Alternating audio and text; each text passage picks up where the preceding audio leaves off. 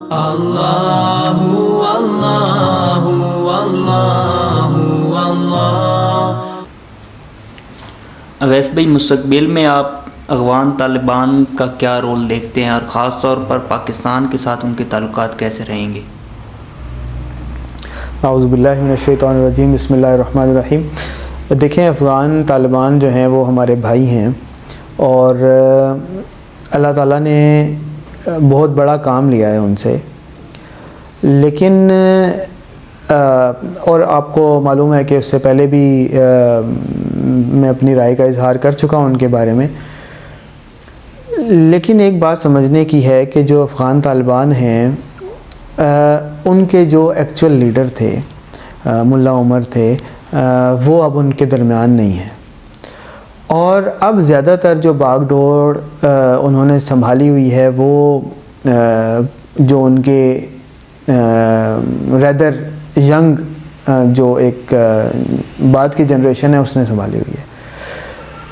اور اس جنریشن کی وہ سٹرگل بھی نہیں ہے جو اس سے پچھلی جنریشن کی تھی،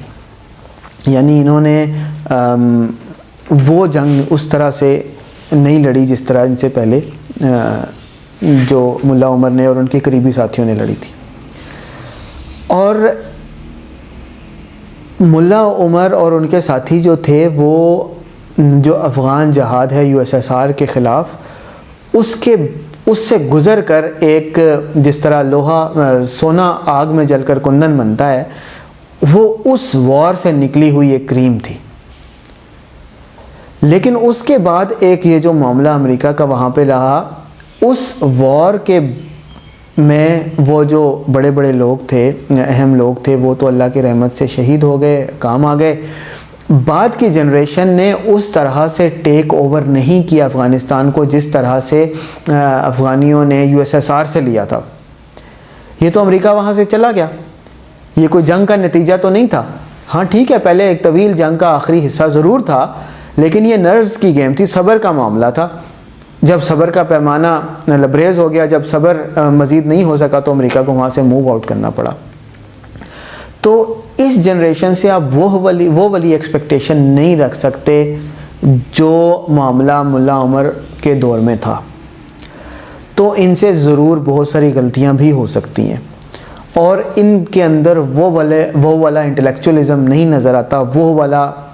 ڈسپلن نظر نہیں آتا جو ہم جن افغان طالبان کو ہم پہلے سے جانتے تھے۔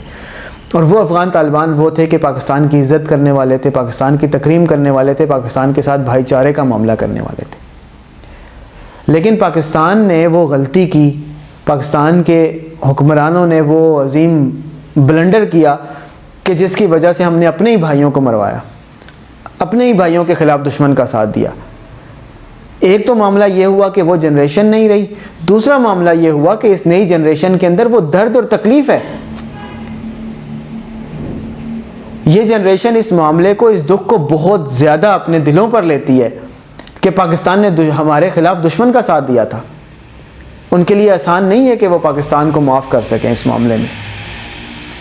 آلدو ان کی جو مین سٹریم حکومت ہے، مین سٹریم جو لیڈرز ہیں، وہ اس چیز کو سپورٹ کرتے ہیں، پاکستان کا ساتھ دینے کی پوری کوشش کرتے ہیں، لیکن نیچے اس قدر تکلیف ہے، اس قدر ایک ڈسینٹ ہے، اور اس قدر عام طالبان جو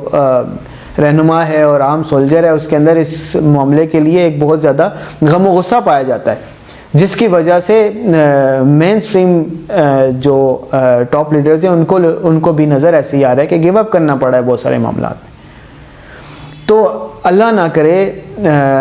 اب ہم بہت ساری چیزیں جو ہے محمد قاسم بن عبد الکریم کے خوابوں کے ذریعے بھی لیتے ہیں، اس میں بھی یہی دکھایا گیا ہے کہ ایک گروپ جو افغانستان میں سٹرونگ ہو رہا ہے اور ہو چکا ہے، اور وہ جو ہے وہ پاکستان کے خلاف جو سازشیں ہو رہی ہیں ان کو اس طرح سے روکنے میں کامیاب نہیں ہوتے،